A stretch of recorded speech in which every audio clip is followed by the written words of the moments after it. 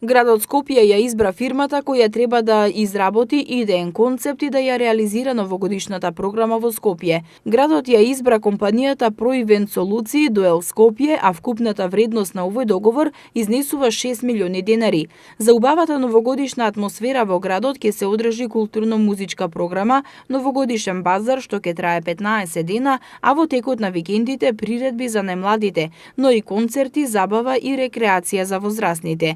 Од град Скопје информираат дека од аспект на украсувањето, тендерската постапка за компанијата што треба да го работи тој дел е во завршна фаза. Сега е избрана само компанијата што ќе биде ангажирана за културно-уметничка програма за новогодишниот период. Според нив, овој проект представува продолжение на традицијата на Старо Скопје, каде што некогаш новата година ја пречекувале сергии, односно тезги, преполни со новогодишни занимливости. Проектот е замислен преку изведба на штандови наполнети со топли пијалоци, храна, книги и новогодишни играчки и украси за да ја долови и доближи соодветно новогодишната еуфорија.